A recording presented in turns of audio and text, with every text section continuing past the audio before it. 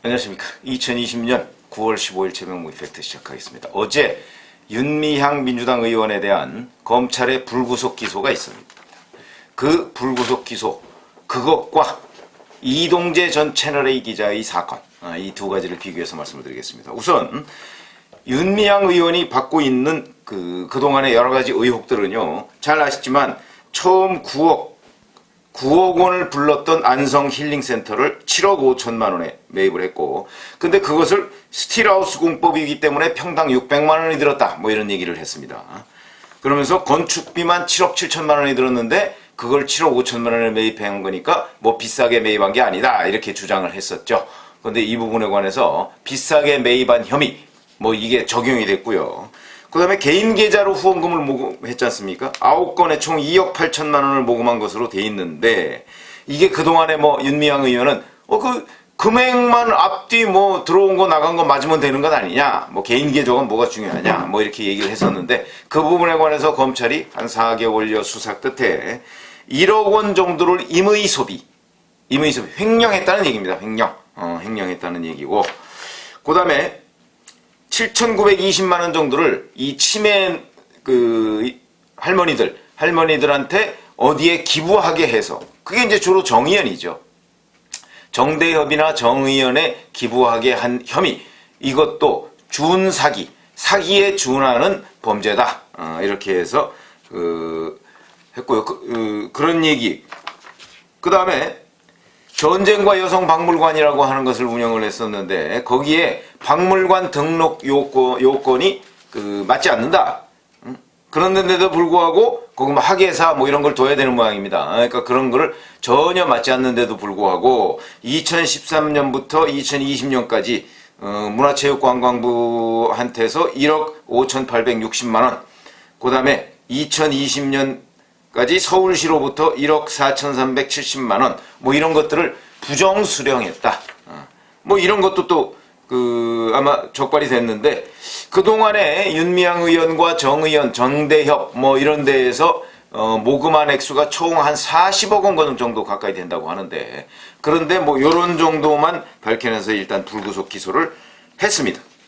그리고서 이제 뭐 아파트 매입 자금의 출처라든가 뭐 이런 부분은 제대로 밝히지도 않았고, 왜냐면 이것도 굉장히 의혹이 많은 데입니다.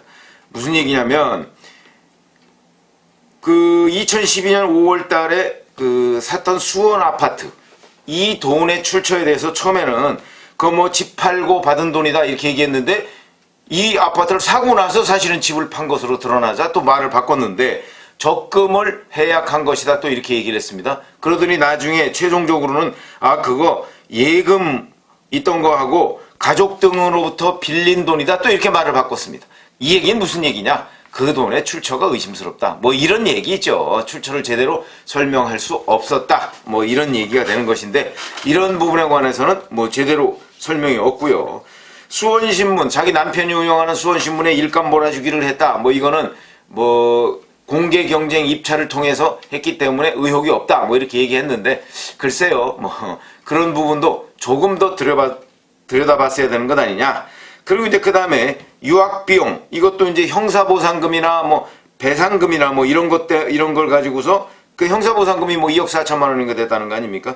그 부분을 가지고 충당을 했다, 이렇게 얘기를 하는데, 잘 아시지만 이 부부가 대략 월수, 둘이 합쳐서 월수, 시민단체가 뭐 그렇게 봉급이 많은 건 아니니까 월 수입이 5천만 원 정도 되는 것으로 보이는데, 2016년부터 대략 딸 유학, 미국에 있는 그것도 음대를 유학 보낸 것이 과연 충당이 되느냐, 이 정도 가지고 여기에 대단한 의문이 있습니다. 왜 그러냐면 5천만 원 가지고 생활도 해야 될 거 아닙니까? 두 사람이 시민단체 활동을 하다 보니까. 근데 그럼에도 불구하고 딸 유학 비용이 되느냐, 뭐 어디 시카고인가 어디 있을 때는 뭐 장학금을 받았다는데, 그 장학금 받은 건 검찰이 확인했느냐, 뭐 이런 부분. 그리고 과연 그러면 1억여 원 횡령한 거 이게 다냐, 뭐 이런 의혹이 있을 수 있죠. 맞는다 쳐도. 자, 이런 식으로 해서 박물관 요건을 갖추지도 않은 이런 걸 만들어 놓고 문체군이 서울시니 이런 데서 뭐 1억 원이 훨씬 넘는 돈을 부정하게 수령했다 뭐 이런 것들이 있는데, 그러면 문체부나 서울시는 도대체 뭘 보고 여기다가 요건도 안 갖춰졌는데 이런 부분에 대한 수사가 미흡하고요. 결정적인 것은 자 1억 원이 넘는 돈을 횡령을 했습니다. 그런데 불구속 기소를 했습니다. 전 뭐 불구속 기소 그래 뭐 검찰이 뭐 그렇게 할 수 있다.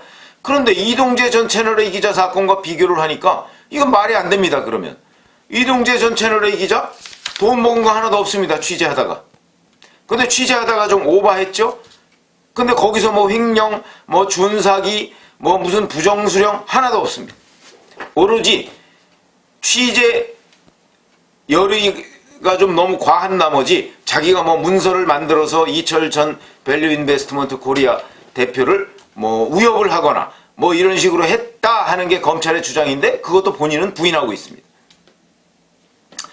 근데 그 사람은 강요 미수로 구속돼 있습니다. 무슨 얘기냐? 자, 이 사람 중간에 뭐 돈 문제가 개입돼서 어떻게 된 거 없습니다. 그 다음에 이 강요가 성공하지도 않았습니다. 그리고 그 강요는 이동재 전 기자는 이 강요혐에 대해서 부인하고 있고요. 그 다음에 그걸 이철 씨 같은 사람들이 나 위협을 느꼈다라고 일방적으로 주장하고 있는 거죠. 왜 그러냐면 일반 기업인이 기자가 과연 강요를 한다고 위협을 느낄까요? 기자가 무슨 공권력이 있는데요? 기자는 아무런 공권력이 없습니다. 누구를 가서 너 그런 식으로 하면 가만 안 놔둬 하는 거 결국 권력을 가지고 있다면, 이것도 권력이라고 한다면 신문에 또는 방송에 기사를 쓰는 거 외에는 없습니다. 그 사실을 공표하는 거 외에는 없습니다. 그런데 공표했는데 만약에 그게 허위였다. 그럼 그 부분에 관해서 기자는 책임을 져야 됩니다. 그러니까 검사가 누구를 데려다가 일단 뭐 이리저리 조사해서 구속을 시켜버리고 나중에 무죄 혐의가 나도 그 검사 책임 안 집니다. 그렇듯이 기자는 일단 데려다가 그 사람을 뭐 인신구속을 한다든가 뭐 망신을 준다 이럴 권한이 없습니다. 권한이 없다는 얘기는 상대방이 그걸 위협으로 느끼지 않는다 이런 얘기가 되는 것이죠. 그런데도 불구하고 이동재 전 기자는 강요 미수라는 혐의로 해서 현재 구속이 돼 있고 재판을 받고 있습니다. 제가 이동재 기자가 잘했다는 얘기가 아니고 비교를 해보자 이거죠. 윤미향 의원 사건과 이동재 전 기자의 강요 미수 사건을 비교를 해보자. 한 사람은 돈 모은 것도 없고 강요가 성공하지도 못했고 그렇다고 도주 우려도 똑같이 없습니다. 뭐 저는 윤미향 의원도 도주 우려 없다고 생각합니다. 그런데 한 사람은 구속됐고 윤미향 의원은 1억 원이 넘는 돈을 횡령했고 3억 원 가까운 돈을 정부로부터 부정수령을 했고 뭐 심지어는 뭐 준사기죄 같은 것도 성립이 된다는 게 이제 검찰의 주장인데, 이것도 뭐 재판을 해봐야 되지만 주장인데, 저는 오히려 이 범죄 혐의가 좀 축소됐다고 봅니다. 왜 그러냐면 월수가 아니 연수입이 5천만 원 정도에 불과한 사람이 자기 생활해가면서 딸을 미국 음대에 유학을 보냈다? 이거 유학 보낸 부모들이 보면 헛웃음이 나올 일입니다. 계산이 안 맞습니다. 도저히. 연봉이 5천만 원 정도 된다고 하면요, 겨우 자기네들 국내에서 먹고 살기에 바쁩니다. 그것도 국내에서 어렵게 근근히 생활을 해야 되는 것인데, 그럼에도 불구하고 2016년부터 딸을 미국 음대는 또 돈이 더 듭니다. 음대에 유학을 보내고 있다 하는 게 어떻게 1억 정도 횡령해가지고 가능하겠느냐? 이건 계산 금방 나온다. 그런 의미에서 본다면 검찰의 수사가 다소 축소된 것 아니냐, 이런 저는 의심을 하고 있는데, 그걸 다 인정하다고 할지라도 1억이 넘는 돈을 횡령했다는 게 지금 검찰 수사 결과인데, 그런데 어떻게 불구속이 됐습니까? 강요가 성공하지 못한 강요, 공권력도 없는 사람, 이런 사람은 구속시켜놨는데 이 두 가지의 형평성이 과연 맞느냐 하는 문제를 제가 제기하고 있는 겁니다. 어제 윤미향 의원 불구속 기소 사건을 봐가면서 저는 첫 번째로 떠오르는 게, 이 정도면 1억 원이 넘는 돈을 횡령했다면 이거는 적어도 구속을 시도조차 안 하는 건 좀 문제 아니야? 시도를 했는데 뭐 회기 중이라든지 국회에서 뭐 체포동의안이 뭐 통과가 안 됐다든지 이래서 할 수 없이 불구속 기소하는 거와 전혀 시도조차 하지 않고 그냥 불구속 기소해버리는 거와 굉장한 차이가 있죠?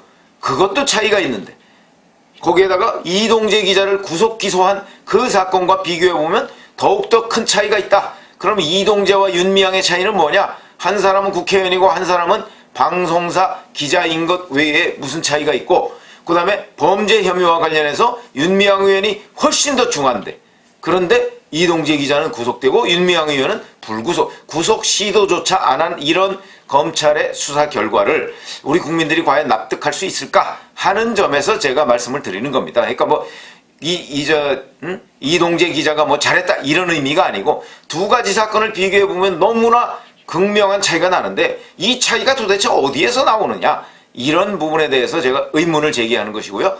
법 앞에 누구나 평등하다고 하죠. 그렇다면 평등하다면 저는 오히려 만약에 두 사건을 놓고 둘 다 불구속 기소했다, 뭐 그럼 그럴 수 있다고 생각합니다. 아니면 둘 다 구속 기소했다고 해도 그럴 수 있다고 생각하는데, 자, 그런데 한 사람은 불구속 기소하고 한 사람은 구속 기소를 했는데, 제가 보기엔 오히려 불구속 기소한 사람의 형량이 범죄 혐의가 훨씬 더 크고 두텁다. 그런데 왜 이렇게 됐을까 하는 부분을 따져보니까 도저히 제가 납득이 안 된다. 그래도 저도 법조기자 해봤는데 납득이 안 된다. 자, 그럼 일반 시청자분들도 한번 생각을 해보시죠. 이게 납득이 됩니까? 이 두 사람과만 비교했을 때 저는 납득이 될 수가 없다고 생각을 합니다. 그럼 결국 윤미향 의원에 대한 수사의 내용도 축소됐을 가능성을 제가 말씀드렸죠. 그렇지만 그 결과로서의 불구속 기소, 구속영장을 시도조차 하지 않은 것, 이것도 잘못된 것 아니냐 하는 부분에 관해서 한번 점검해 볼 필요가 있고, 그렇게 본다면, 이 사건에 비추어 본다면, 그러면 물론 하나는 뭐 그 서울중앙지검 이성윤 지검장이 한 것이고 하나는 서부지검이 한 겁니다만은, 검찰의 잣대가 이런 식으로 출렁여서는, 기준이 이런 식으로 출렁여서는 그 단죄를 받는 사람의 입장으로 본다면 매우 불공평하다, 이건 정의가 아니다, 이렇게 느끼기가 쉽죠. 이런 부분을 한번 좀 따져보자, 이런 차원에서 제가 오늘 말씀을 드렸습니다. 감사합니다.